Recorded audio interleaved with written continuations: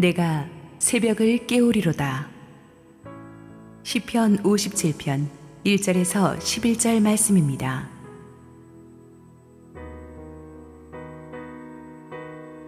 하나님이여, 내게 은혜를 베푸소서. 내게 은혜를 베푸소서. 내 영혼이 주께로 피하되 주의 날개 그늘 아래에서 이 재앙들이 지나가기까지 피하리이다. 내가 지존하신 하나님께 부르짖으며 곧 나를 위하여 모든 것을 이루시는 하나님께로다.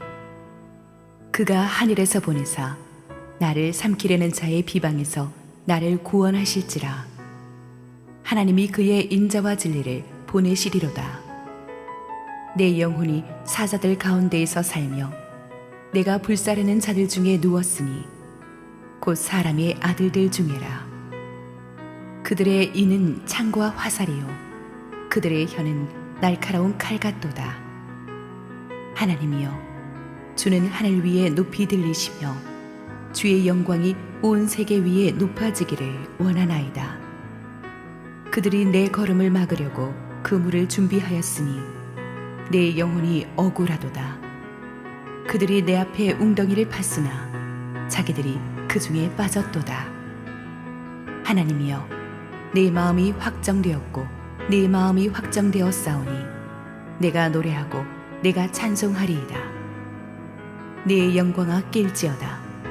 비파야 수금아 낄지어다. 내가 새벽을 깨우리로다. 주여, 내가 만민 중에서 주께 감사하오며 온 나라 중에서 주를 찬송하리이다. 무릇 주의 인자는 커서 하늘에 미치고 주의 진리는 궁창에 이르나이다. 하나님이여, 주는 하늘 위에 높이 들리시며 주의 영광이 온 세계 위에 높아지기를 원하나이다. 할렐루야. 우리 하나님께 감사와 영광의 박수 올려드리겠습니다.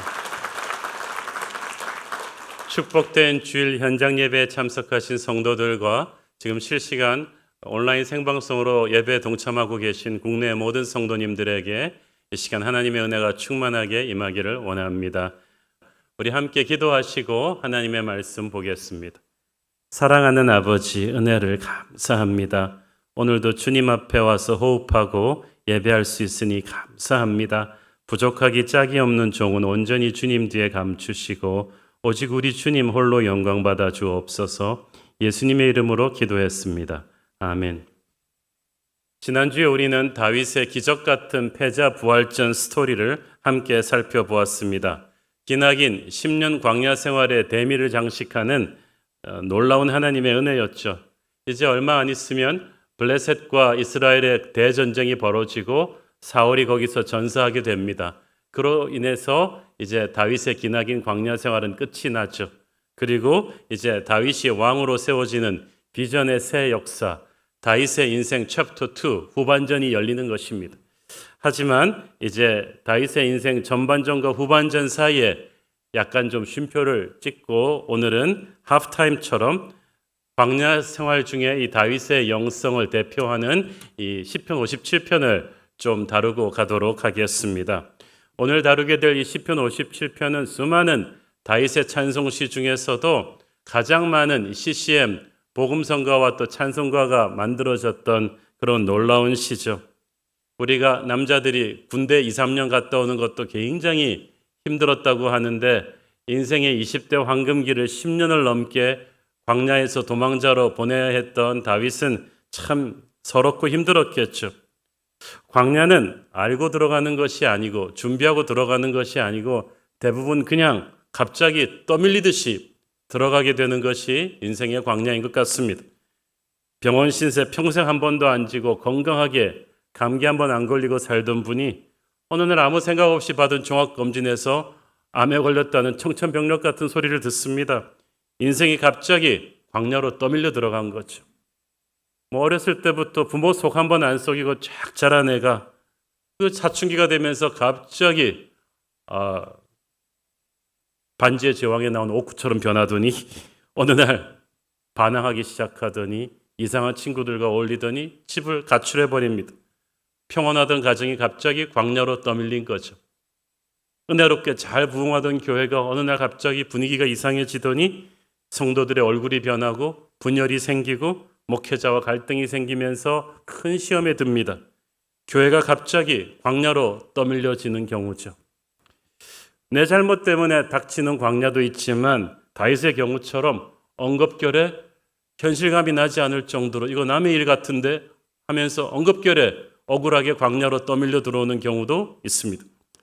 내 인생에 이렇게 광야가 올 때 사람들은 처음에는 멘붕이 와서 멍하니 앉아 있다가 자기 자신을 탓하거나 남을 탓하거나 자포자기해서 한숨을 푹 쉬거나 아니면은 잠 못 이루지 못하고 이 원수를 향해서 이를 갑니다. 상황이 더 나빠지지는 않을까 해서 두려움에 떠는 경우도 많죠. 그런데 한 걸음만 뒤로 물러서 보면 하나님께서 하나님의 자녀를 이 광야에 두시는 이유가 있습니다. 우리는 우리에게 좋은 일이 일어났을 때만 하나님께서 살아 역사하신다고 생각하는데 우리가 광야로 들어갈 때도 하나님은 여전히 우리의 삶에 살아 역사하십니다. 우리가 좋은 환경 속에 있으면 신앙생활 잘할 것 같고 감사와 기쁨이 넘칠 것 같은데 실은 그렇지 못해요. 제가 아는 우리 크리스찬이고 작곡가 우리 주영훈 형제가 오래전에 필리핀에 진짜 가난한 지역으로 단기 선교를 간 적이 있었다고 합니다. 그런데 같이 간 한국 그 단기 선교 자원봉사팀 중에서 이름만 대면 알만한 재벌 가족도 있었대요. 근데 정말 찢어지게 가난한 필리핀 그 동네 사람들이 한국에서 단기 선교팀 왔다고 너무나 해맑게 행복하게 웃고 있더라는 거예요. 정말 가난한 사람들인데 또 오히려 같이 간 그 재벌 가족이 한 번도 웃는 걸 못 봤대요. 그 단기 선교 출입 내내 얼굴이 어둡고 가족끼리 말도 안 하고 그냥 얼굴에 나는 불행합니다라고 딱 쓰여 있더라는 거예요. 그렇게 돈 많은 집에서 그때 느꼈다고 합니다. 야, 가진 게 많다고 행복한 게 아니구나. 오늘날 이렇게 많은 것을 누리고 있는데도 우리에게는 불평불만이 너무나 많아요. 그러면서도 하나님을 잘 찾지 않아요. 그런데 뭐가 좀 없어져야지 하나님을 찾아가는 것 같습니다. 갑자기 병 걸리거나 사업이 흔들리거나 사랑하는 사람이 차갑게 등 돌리거나 하는 사태가 벌어지면 하나님께 간절히 부르짖기 시작하죠. 우리는 따뜻한 봄날을, 햇볕이 찬란한 봄날을 좋아합니다마는 햇볕만 계속되면 그 땅이 사막이 된다지 않습니까? 때로는 비가 내려야 그 땅이 옥토가 됩니다. 인생도 성공만 계속하면 그 인생은 아주 박토가 돼버리죠. 우리는 사악한 존재가 됩니다. 그래서 하나님께서 때로는 불행의 밤도 주시고 배신의 밤도 주시고 좌절과 실패의 눈물의 광야도 허락하십니다. 거기서 우리의 영혼에서 도끼를 빼시는 거예요. 그런 의미에서 광야는 어떻게 보면 우리 영혼의 세탁소와도 같아요. 성경에서 하나님의 사람들이 어떻게 하나님의 사람이 됐어요? 다 이 광야에서 영혼의 도끼가 빠진 거예요. 하나님은 그래서 절대로 우리에게 생고생 시키기 위해서 광야를 통과시키지 않습니다. 우리에게 광야를 통과시킬 때는 반드시 우리의 영혼에서 하나님께서 도끼를 빼내시는 거예요. 신명기 8장 15절 16절 보십시오.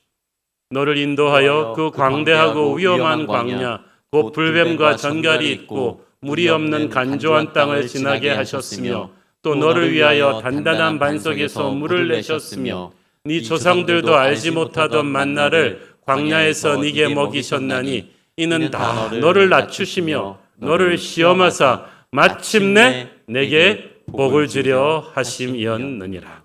여러분이 광야를 지나고 있다면 이 말씀을 꼭 붙드세요.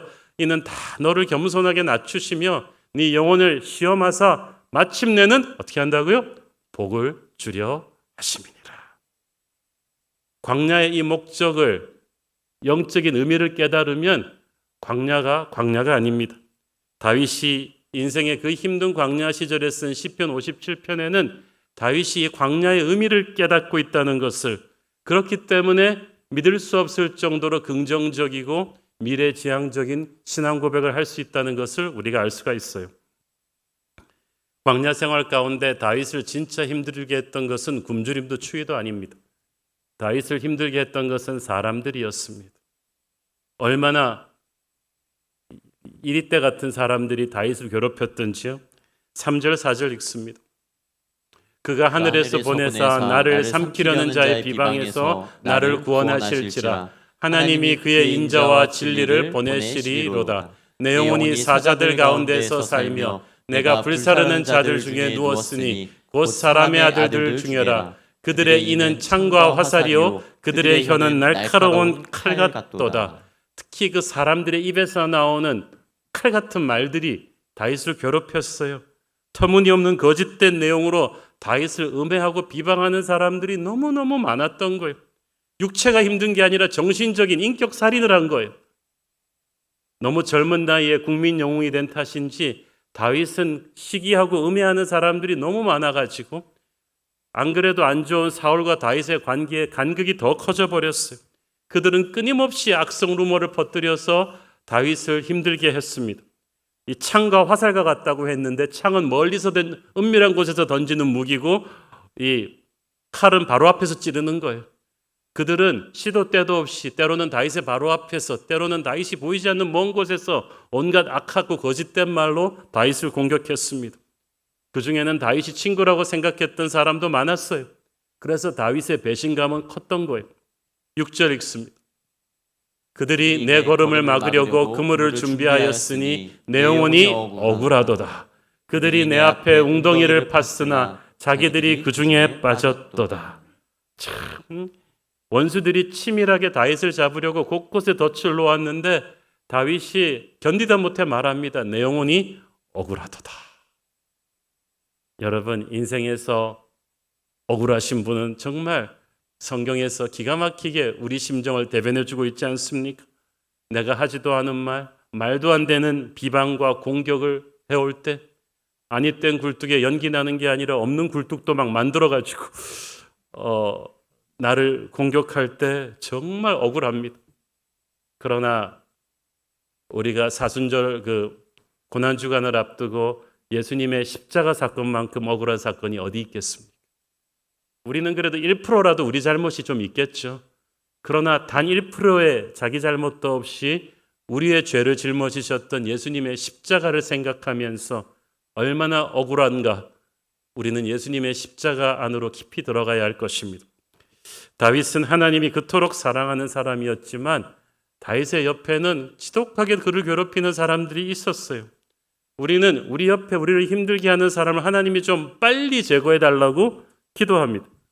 그런데 하나님께서 쉽게 그런 기도 들어주시지 않아요. 왜냐하면 내 인격 속에 아직 하나님 기뻐하시지 않는 모난 부분들이 있는데 그 모난 부분들을 깎아내는 망치와 정이 바로 그런 사람들이기 때문이에요. 하나님의 많은 경우 내게 어떤 걸 가르쳐주기 위해서 정반대의 사람을 붙이시거든요. 내게 온유함을 가르치기 위해서 아주 싸나운 사람들을 옆에 잠깐 두시고 내게 소망을 가르쳐주기 위해서 나를 낙담케 하는 자들을 때로 옆에 두시고 내게 사랑을 가르치기 위해서 사랑할 수 없는 사람들도 옆에 두십니다. 내 안에 하나님의 공사가 끝나시기 전에 그 사람들을 뽑아내면 나는 공사하다가 그냥 멈춰버린 그 흉한 집처럼 돼버리는 거예요. 그래서 끝까지 이 과정이 끝나야 돼요. 하나님은 다윗으로 하여금 사울이라는 병적인 권력자의 견제를 10년이 넘게 받게 하셨어요. 정말 힘들었습니다. 그런데 그 과정에서 하나님께서는 다윗 안에 있는 제2의 사울을 죽이신 거예요. 이 과정이 이루어지지 않으면 정권이 바뀌어도요, 문패만 바뀌는 거지 권력 잡은 사람들 하는 게 똑같아요. 그러나 다윗은 왕이 되었을 때 사울 같은 왕이 되지 않았습니다. 왜? 광야에서 하나님께서 그 안에 있는 제2의 사울을 죽이셨기 때문이죠. 오늘 고통스럽지만 여러분 안에 있는 어떤 암적인 요소를 하나님이 지금 죽이시고 계신지 모르겠습니다. 이 과정으로 인해서 너무 괴로워하지 마시고 우리가 정금같이 나올 것을 기대해 보십시오. 다윗은 이 광야에서 확실하게 어떤 마음가짐으로 살 것인지를 선택을 합니다. 첫째, 그는 하나님께로 피하기로 선택합니다. 1절 읽습니다. 하나님이여 내게 은혜를 베푸소서, 내게 은혜를 베푸소서. 내 영혼이 주께로 피하되 주의 날개 그늘 아래에서 이 재앙들이 지나기까지 피하리이다. 내 영혼이 주께로 피하되. 자, 우리가 살다 보면 너무 힘들어서 어딘가로 도망가고 싶은 때가 있어요. 이때 주님께로 도망가야 돼요. 딴 데로 피하면 큰일 나요. 중년의 남성이 힘들다고 해서 아내 아닌 다른 여자에게로 피하면 큰일 나는 거예요. 주부가 힘들다고 남편이 아닌 다른 남자에게 피하거나 쇼핑으로 피하면 큰일 나는 거죠. 청소년들이 힘들다고 집을 뛰쳐나가서 다른 이상한 데로 피하면 큰일 나죠. 물고기가 물속이 곤태롭다고 물 밖으로 탈출하는 순간부터 고통스러워집니다. 하나님의 사람도 마찬가지죠. 힘들어도 하나님께로 피하셔야죠. 다윗은 그래서 세상으로 피하지 않고 항상 하나님께로 피했어요. 주의 날개 그늘 아래에서 이 재앙들이 지나기까지 피하리이다. 재앙은 반드시 지나가는데 중요한 것은 이 시간을 그냥 멍하니 앉아서 견디는 게 아니라 하나님의 날개 그늘 아래에서 피하는 거예요. 2차 대전 때 독일 공군이 영국 런던에다가 막 폭탄을 쏟아부을 때 아이들이 아빠 엄마와 함께 막 지하 방공호로 들어가죠. 그러면 막 폭탄이 위에서 계속 터지니까 막 겁에 질립니다. 이때 한 할아버지가 아이들에게 전설의 동화 이야기를 들려주는 거예요. 아이들은 폭탄의 집 때문에 두려워하다가 할아버지의 이야기 속으로 빨려 들어가면서 이 폭탄에 대한 두려움을 잊어버립니다. 고난 가운데 우리가 하나님의 예배 안으로 들어갈 때, 기도 안으로 들어갈 때, 말씀 안으로 들어갈 때 우리는 고난이 아닌 하나님의 은혜 안에 집중하기 때문에 이 시절을 이길 수가 있는 줄 믿습니다. 그래서 우리가 예배를 타협할 수 없는 거 아니겠습니까? 다윗은 또한 기도하며 하나님의 큰 그림을 믿기로 선택합니다. 2절을 읽습니다. 내가 지존하신 하나님께 부르짖으며 곧 나를 위하여 모든 것을 이루시는 하나님께로다. 여기서 부르짖는다는 말은 cry out 한다는 거예요. 절박하게 간절하게 기도하는 거예요. 이 기도를 하는 다윗의 얼굴 표정이 어땠겠습니까? 정말 처참하고 힘들었을 거예요. 내 힘으로 아무것도 할 수 없다는 것을 절감할 때 하는 기도는 간절해지죠. 우리 뉴젠에 김수아 학생이라고 있는데 만화를 굉장히 잘 그려가지고 이 다윗의 이 시편 57편의 심정을 한번 그려보라고 그랬더니 만화를 그려서 보내줬어요. 제가 원래 만화 그리는 것이 어렸을 때 취미였던 사람이라 이게 보통 실력이 아니란 걸 알고 있어. 표정이 아주 리얼하지 않습니까? 정말 이 다윗이 소년같이 하나님 앞에 엎드려서 정말 눈물로 기도했을 것 같습니다. 기도하는 사람은 알아요. 기도하는 그 순간부터 이 문제가 자기 손을 떠나기 시작한다는 것을. 문제가 내 손을 떠나야 그때부터 이 스트레스로부터 자유할 수가 있어요. 내 손에서 하나님 손으로 갑니다. 나를 위해서 모든 것을 이루시는 하나님의 손으로 갑니다. 그 극심하고 혼란스럽던 현실이 내가 해석하려고 할 땐 이해가 안 됐는데 기도하기 시작하니까 하나님의 섭리를 이해하게 됐어요. 그래서 이게 의미 없는 생고생이 아니구나. 하나님이 일하시고 계시는구나 라는 것을 믿게 되었습니다. 사랑하는 여러분, 여러분도 이해하지 못할 큰 고난 속에 있을수록 하나님의 큰 그림을 믿어야만 합니다. 믿음은 해석하는 게 아니라 그냥 붙잡는 거예요. 지금은 안개 속을 지나고 있지만 하나님께서 지금도 아주 액티브하게 일하시고 계시다는 것을 믿는 것입니다. 기도했으면 하나님을 기대해야 돼요. 우리는 부분적으로 보지만 하나님은 전체를 보시거든요. 지금 우리 생각에는 정말 원망스러운 이 혼란스러운 상황이 나중에 보면 전혀 뜻밖의 방향으로 튀면서 생각지도 못했던 축복으로 가는 경우가 있습니다. 이미 은퇴하셨지만 제가 예전에 알던 한 장로님은 국내 굴지의 아주 유명한 교수님이셨어요.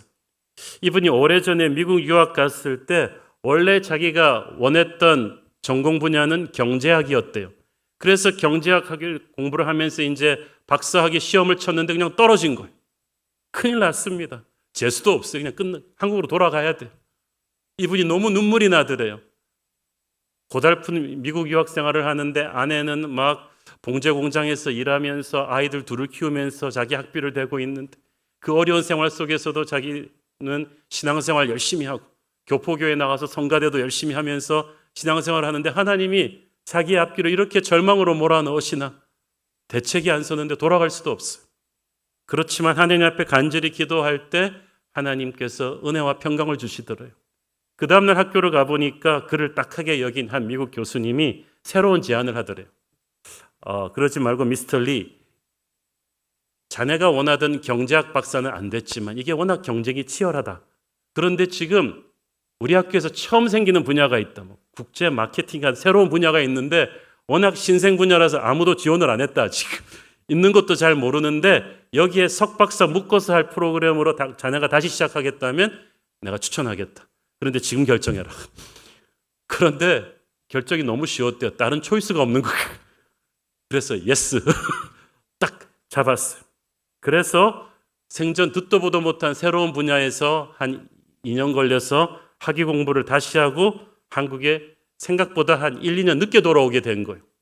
그런데 1, 2년 늦게 돌아온 딱 보니까 마침 딱 그 타이밍에 자기는 지방대부터 신청하기 시작하려고 그랬는데 서울에 자기가 가고 싶어 하던 모교의 그 대학에 딱 TO 자리가 하나 났는데 찾는 분야가 2년 전에 미국에서 새로 생긴 한국에서 그 누구도 전공한 적이 없는 그 신생 분야더라는 거예요. 경제학 교수 자리는 너무 경쟁이 치열해서 꽉 찼고 이 신생 분야는 전공한 사람이 없더라는 거예요. 그래서 자기가 그냥 경쟁도 없이 그냥 됐대요. 조교수로 들어가가지고 몇 년 있다가 테뉴어를 받고 정교수가 돼서 수십 년 동안 그 대학에서 존경받는 교수로 은퇴할 수 있었다고 합니다. 이분 말씀이 목사님, 처음 내가 원했던 경제학 분야 시험 떨어졌을 때는 죽고 싶었습니다. 인생이 끝나는 것 같았습니다. 하나님이 원망스러웠습니다. 그런데 하나님께서 전혀 듣도 보도 못하던 새로운 분야를 하게 하셨고 그래서 그 하게 하느라고 1, 2년 늦게 들어온 것이 이게 기가 막힌 하나님의 셋업이었다는 거예요. 만약 자기가 원하던 경제학 박사학위를 따가지고 1, 2년 일찍 들어왔으면 직장을 못 찾았을 거라는 거예요. 그 분야는 포화 상태였다는 거예요. 그런데 자기가 원하던 학과가 떨어지고 새로운 학과를 하고 그것도 2년 늦게 들어온 것이 기가 막힌 하나님의 타이밍으로 새로운 돌파구를 열어주었다는 것입니다. 사랑하는 여러분, 지금 당장 여러분의 처한 상황이 브레이크가 걸려서 절망스럽습니까? 하나님을 지금 믿으셔야 됩니다. 훗날 하나님은 결코 실수가 없으셨다는 것을 알게 될 것입니다. 또 한 가지 다윗은 악인의 심판을 하나님께 맡깁니다. 6절 후반부에 보면 그들이 내 앞에 웅덩이를 팠으니 자기들이 그 중에 빠졌도다 돼 있죠. 성경에서 하나님께서는 악인들이 자기가 판 함정에 자기가 빠져 죽게 하시는 경우가 많습니다. 또 악인이 악인을 심판하게 하시는 경우가 많습니다. 그러므로 악한 일, 남을 해하는 거짓된 일을 한 사람들은 기억하세요. 반드시 하나님의 심판이 옵니다. 지금 그냥 넘어갔다고 하나님이 잊고 계시는 거 아니에요. 그렇기 때문에 여러분 이게 중요합니다. 다윗은 광야 시절에 사울에게 보복하겠다고 이를 갈면서 광야를 낭비하지 않았어요. 여러분을 배신하고 떠나고 상처 준 사람한테 대한 쓸데없는 복수심으로 광야를 낭비해서는 안 돼요. 악인의 심판을 하나님께 맡길 때 우리는 자유할 수가 있어요. 잠언 20장 22절 너는 악을 갚겠다 말하지 말고 여호와를 기다리라. 그가 너를 구원하시리라. 악을 갚겠다고 말도 하지 말래잖아요. 두고 봐 뭐 이렇게 하지 않겠다는 거예요. 정말 그렇습니다. 왜냐하면 여러분은 여러분의 원수보다 큰 사람이기 때문이에요. 여러분의 원수가 까마귀라면 여러분은 독수리예요. 몇 번씩 얘기하잖아요. 그 당시에는 다윗을 핍박하는 사울의 힘이 태산처럼 커 보였습니다. 사울이 완전히 국가 언론 통제를 하고 있으니까 모두 다윗에 대한 악플만 답니다. 그러나 훗날 사울의 집안이 망하고 이스라엘의 왕조는 수백 년 동안 사울 왕조가 아니라 다윗의 왕조로 불려요. 사울의 이름은 사라져요. 지금 여러분을 억울하게 핍박하는 악의 세력이 강성해 보이지만 걱정하지 마세요. 언제 있었냐는 듯이 사라질 거예요. 사울 또한 다윗 왕조를 준비하기 위한 엑스트라였을 뿐입니다. 어쩌면 그것을 느꼈기 때문에 사울이 다윗을 그렇게 핍박했는지 모르겠어요. 다윗을 향한 하나님의 기름 부으심이 두려웠던 거죠. 여러분도 그렇게 생각하고 초연해지십시오. 독수리가 까마귀가 공격한다고 같이 싸우면 까마귀 레벨로 내려간다고 했죠. 독수리는 까마귀를 이기는 게 목적이 아니라 높은 하늘로 비상하는 것이 목적입니다. 다윗은 사울에게 사울처럼 반응하지 않았기 때문에 사울을 넘어서는 위대한 왕이 될 수 있었습니다. 여러분도 큰 사람입니다. 하나님이 그렇게 쓰실 것을 기대하시고 지금 여러분을 공격하는 까마귀들을 용서하십시오. 네 번째로 다윗은 자신의 마음을 주님께로 확정합니다. 7절 읽습니다. 하나님이여 내 마음이 확정되었고 내 마음이 확정되었사오니 내가 노래하고 내가 찬송하리이다. My heart is steadfast. 내 마음은 흔들리지 않습니다. 마치 배가 닻을 내린 것처럼 나는 딱 하나님한테 내 마음을 붙들어 매놓고 흔들리지 않는다는 거예요. 여러분, 이 농구 선수들이 피보팅 포인트라는 말이 있죠. 이렇게 공을 잡고 딱 움직이지 않는 발의 축이 하나 있어야 된다는 거예요. 그래야 완전한 슛을 쏠 수가 있습니다. 광야 속에 산다는 것은 한순간도 안심할 수 없는 불안한 현실인데 이때 마귀가 우리의 생각 속으로 집중적인 공격을 합니다. 죽고 싶은 생각, 낙담하고 싶은 생각, 남을 원망하고 싶은 생각, 슬픈 노래 속에 계속 빠지고 싶은 생각을 끊임없이 불어넣는데 다윗이 이때 내 마음을 하나님께 확정하고 이 생각을 다 끊어버립니다. 이런 영성은요, 평소에 다윗이 평생 하나님과 함께 교제해온 그 영성의 파워로 하나님 안에 깊이 뿌리내리는 결단이 된 거예요. 그러니까 다윗이 어두운 광야를 지나지만은 아주 의연하고 당당합니다. 지금 다윗은 쫓기는 도망자지만 그의 마음은 왕의 위엄이 있었어요. 그는 광야에 있을 때부터 왕의 생각, 왕의 마음을 가지고 살았어요. 그는 왕처럼 마음이 너그러워서 전리품들을 유다 백성들과 골고루 나누었고 자신을 밀고 한 사람들에게도 보복하지 않았어요. 그들이 다 자기의 백성들이라는 걸 알고 있었기 때문이죠. 여러분, 많은 사람들이 말합니다. 그 자리에 가면 잘하겠지. 아니에요. 지금부터 잘해야 돼요. 장군이 되면 잘하겠죠. 장교 때 하는 걸 보면 그 사람이 장군이 되면 어떻게 될지 그림이 쫙 나오지 않습니까? 광야에 있는 지금부터 여러분은 왕이 될 미래를 준비하셔야 돼요. 축복의 미래를 준비하셔야 돼요. 부지런히 공부하고 남을 너그럽게 품어주고 밝고 긍정적으로 말하고 기도하고 감사하면서 살아야 됩니다. 광야 시간에 불평불만하고 신세한탄으로 허송세월해서는 안 돼요. 잘 될 수도 있겠지가 아니고 잘 될 거예요. 주님이 예비하신 축복의 미래를 여러분 믿으십시오. 이걸 또 의심치 마셔야 돼요. 의심할 시간이 있으면은 축복의 미래를 감당할 만한 그릇으로 자기를 준비하셔야 돼요. 최근 저희 교회 청년부 담당 목사님의 사역 보고서를 통해서 저는 우리 교회 그 주니어 청년부 중에 참 감동적인 청년의 간증을 접하게 되었습니다. 이 형제는 군대 제대 후 1년 뒤, 그러니까 이제 청혼의 꿈을 안고 데이트도 하고 직장도 가져야 되는 그때 혈액병이라는 청천벽력 같은 판정을 받았습니다. 그래서 6년 동안 투병 생활을 했습니다. 이 백혈병이 너무 힘들어가지고 구토와 오한과 무기력증을 겪으면서 너무 고통스러웠어요. 더욱 힘든 것은 6년간의 투병 생활 동안에 주변 친구들로부터 듣는 비아냥이었습니다. 야, 하나님 믿는 사람이 어떻게 이런 병에 걸릴 수 있어? 네가 믿는 하나님이 정말 계시기는 한 거야? 이 말을 들으면서 이 형제는 서러운 마음이 들어서 내가 반드시 나아서 하나님 살아계시다는 것을 증명할 거야. 그러면서 신앙생활을 했다고 합니다. 면역력이 아주 낮았기 때문에 코로나 창궐하기 전에도 이 형제는 항상 교회 올 때 마스크를 벗지 못했습니다. 그러나 그는 말씀을 붙들고 그 힘든 시간을 견뎠어요. 광야를 지나고 있지만 내가 이 시간을 허투루 쓰지 않아야겠다고 결심했습니다. 근데 그때 마침 어머님께서 제 설교를 좋아하셔가지고 한옥 목사 설교를 계속 틀어주었는데 형제는 그 설교를 들으면서 말씀을 끊임없이 묵상합니다. 그러면서 내가 이 시간을 낭비해서는 안 되겠다. 그러면서 한편으로 말씀을 묵상하면서 한편으로는 세계적인 투자 전문가 워렌 버핏의 책을 계속 읽으면서 투자 공부를 열심히 했대요. 그래서 병원에서 한편으로는 말씀 묵상과 투자 공부를 열심히 해서 6년 투병 생활 끝에 얼마 전에 완치 판정을 받았습니다. 그는 병상에서 공부했던 이 투자 지식을 기반으로 아버지한테 완치 기념으로 돈을 좀 꿔가지고 그 종잣돈을 가지고 투자를 시작했는데 수익이 많이 났어요. 그래서 그걸 가지고 시드머니로 스타트업, 작은 개인 사업을 시작했어. 그 작은 스타트업이 지금 직원을 5명이나 고용하고 있는데 이 청년의 꿈은 앞으로 하나님으로부터 받은 은혜가 너무나 감사해가지고 자기도 자본력을 더 키워서 경제적으로 힘들어하는 청년들을 돕는 게 자기 꿈이라고 합니다. 제가 얼마나 이 간증 듣고 은혜를 받았는지 몰라요. 주니어 청년부 유연승 형제의 간증인데, 사랑하는 여러분, 지금 여러분이 어떤 절망스러운 광야를 지나고 있다 할지라도 결코 낙심하거나 포기하지 마십시오. 눈물을 삼키고 다시 일어나야 합니다.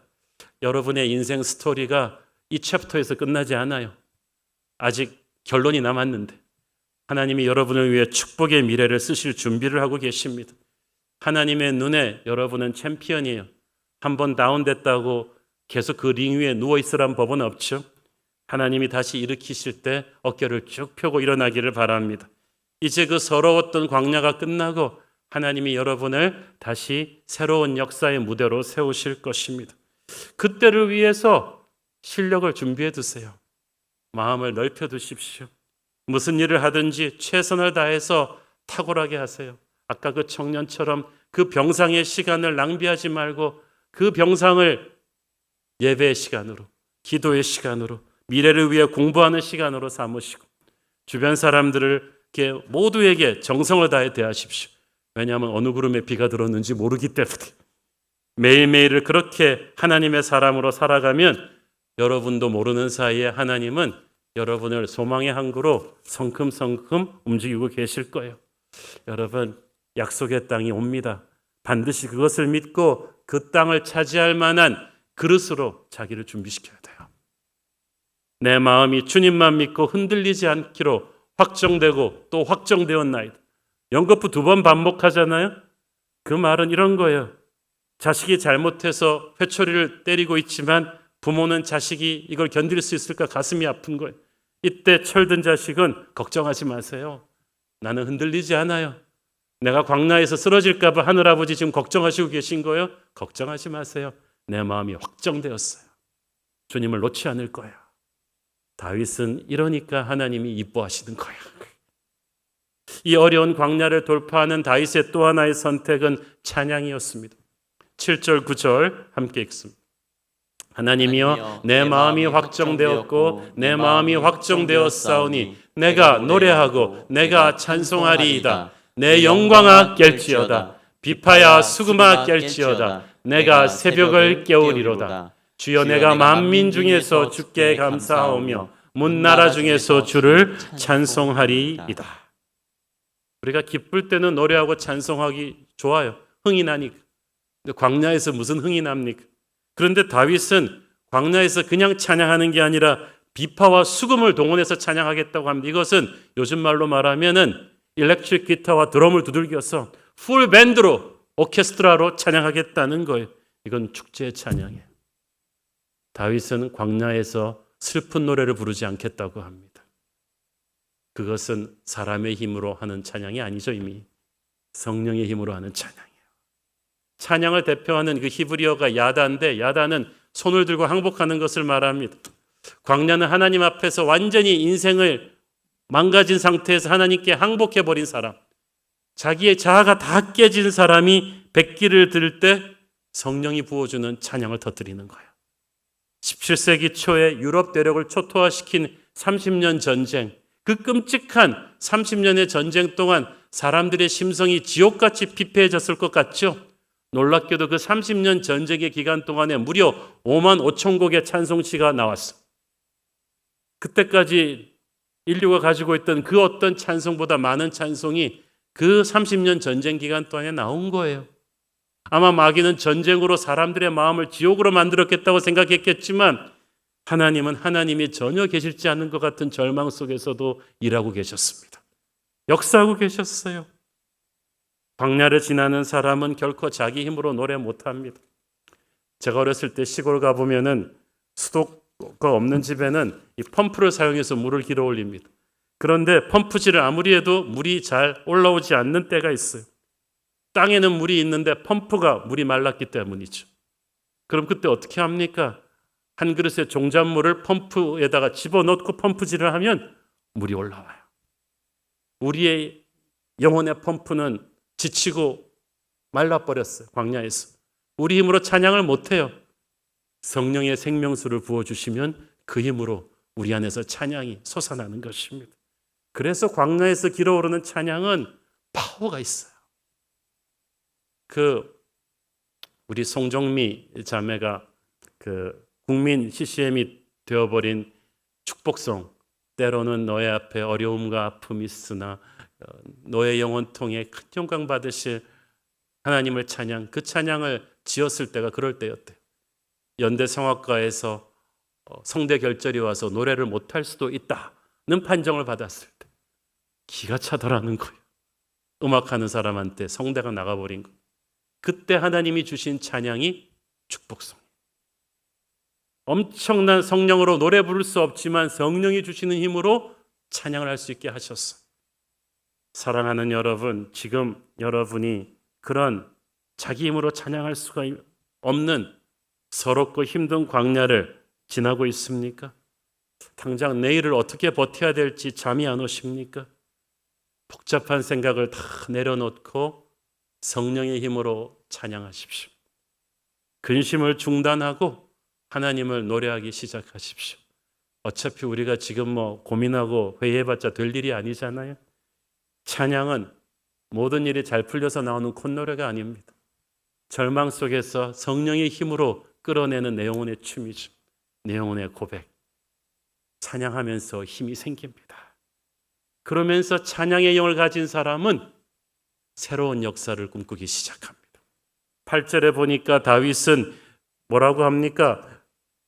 비파야 수구마 깰지어다 내가 새벽을 깨우리로다.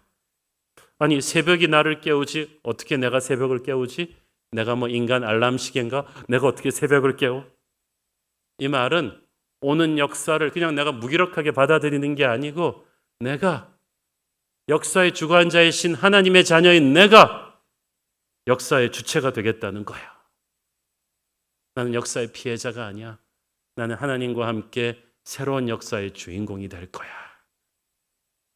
여러분, 광야에 앉아 있다고 해서 다윗은 그냥 목욕도 안 하고 머리 다 풀어헤치고 깡술 들이키면서 아이고 내 팔자야 하면서 무기력하게 손 놓고 신세 타령하며 앉아 있지 않았습니다. 광야를 지날수록 샤워 깨끗하게 하고 반듯하게 옷 입고 머리 단정하게 하고 딱 일어나서 내가 새벽을 깨우리로다. 할렐루야. 하나님께서 나를 통해 새로운 시대를 열 것이다. 미래의 주인공이 되게 하실 것이다. 지금은 어렵지만 내 인생의 스토리는 이 챕터에서 끝나지 않아.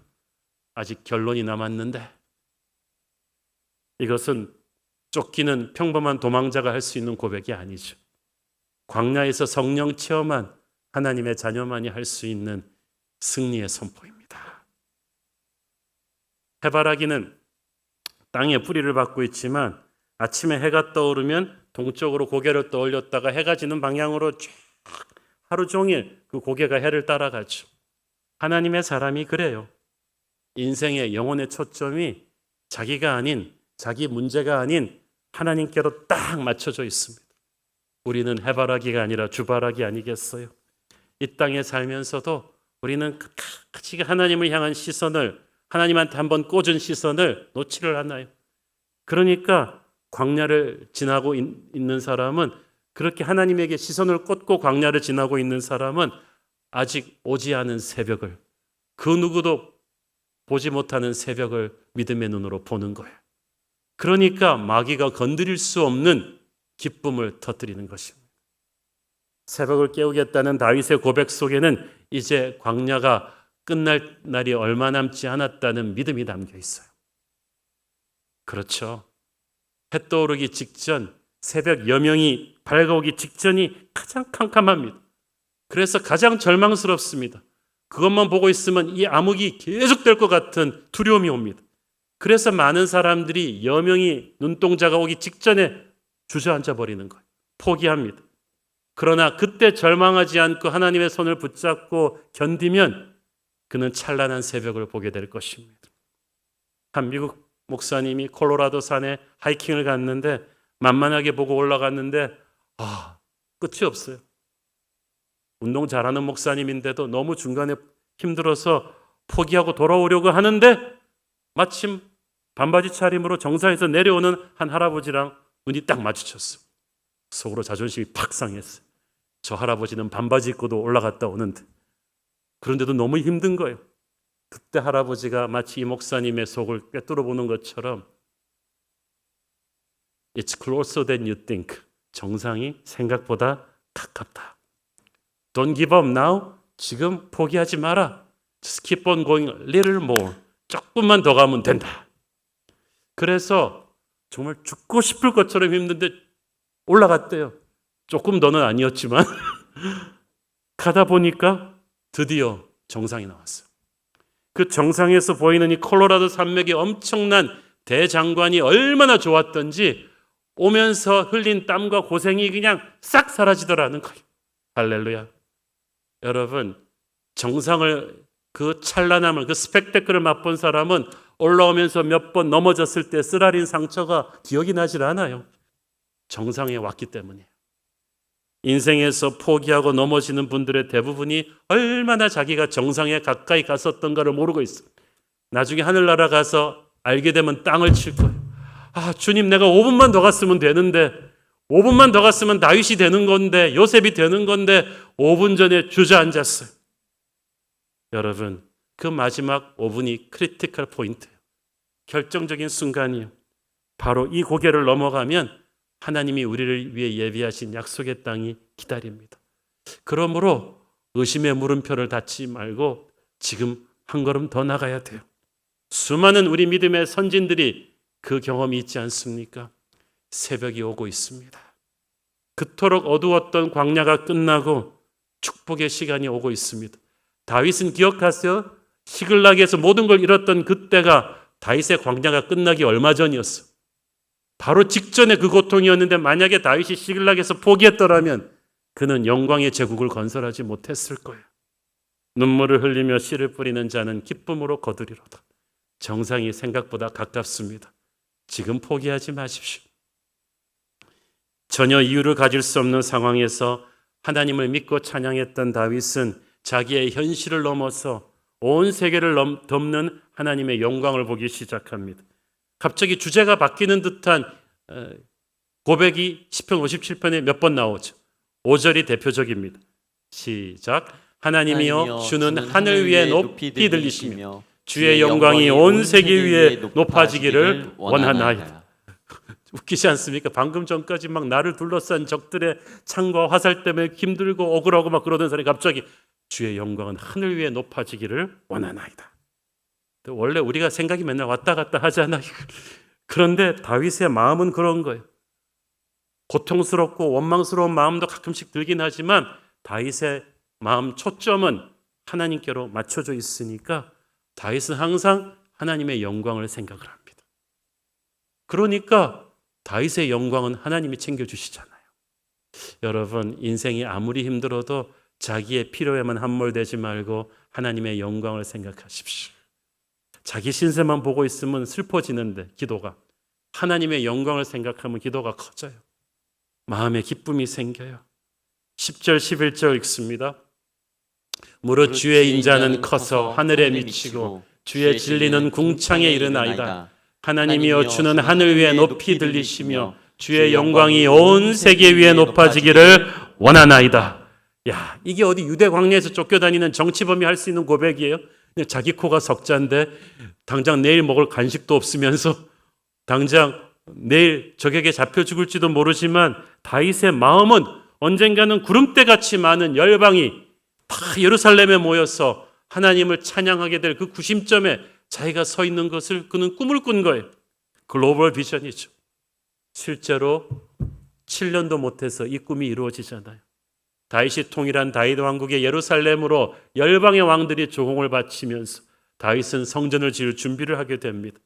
믿음의 눈으로 보는 사람은요, 절망 같은 현실 속에서 주의 영광이 찬란한 미래를 보는 것입니다. 지금 몸은 유대 광야입니다마는 믿음의 눈은 온 세계를 품었습니다. 하나님이 그 믿음대로 다윗의 미래를 축복하셨습니다. 저와 여러분도 그리 될 것을 믿습니다. 저희 교회가 창립된 지 이제 11년을 좀 넘었는데 크고 작은 어려운 일이 있을 때마다 저는 계속해서 이 다윗의 고백을 받아서 이 교회는 단순히 살아남는 한국의 하나의 교회가 아니라 열방을 향해 복음을 전하고 민족 복음화를 선도하는 이 시대의 소망 같은 빛나는 글로벌 처치로 하나님이 사용하여 주실 것을 믿고 계속 선포했어요. 크고 작은 고난과 어려움들이 이 비전을 꺾지 못할 것을 믿고 선포했더니 하나님께서 교회를 점점 이렇게까지 끌고 오신 거예요. 코로나가 한국 교회를 흔들 만한 큰 위기라고 합니다마는 저는 그렇게 생각하지 않습니다. 이 위기가 끝나고 나면 더 위대한 축복의 약속의 땅이 우리에게 올 것입니다. 우리는 기껏 살아남기에 급급한 인생을 살지는 않을 거예요. 여러분 개인도 그렇고 여러분의 가정도 그렇고 우리 교회도 그렇습니다. 우리는 하나님의 살아계심을 열방에 보여주는 하나님의 영광을 온 세계 위에 높여주는 그런 인생, 그런 가정, 그런 자녀, 그런 기업을, 그런 교회를 만들 것입니다. 주님, 우리를 축복하여 주시옵소서. 함께 기도하시겠습니다. 주님 은혜를 감사합니다. 엄청나게 힘든 광야 속에서도 열방을 가슴에 품는 만민 중에 주를 찬양하는 꿈을 꾸었던 다윗처럼 그리고 그 믿음의 꿈을 현실화시켜 주셨던 하나님을 우리가 믿습니다. 주님, 우리 개인이, 가정이, 교회가, 이 나라가 광야를 지나고 있습니다만은 우리는 여기에 영원히 머물지 않을 것을 믿습니다.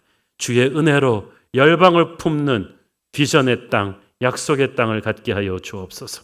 예수님 이름으로 기도했습니다. 아멘.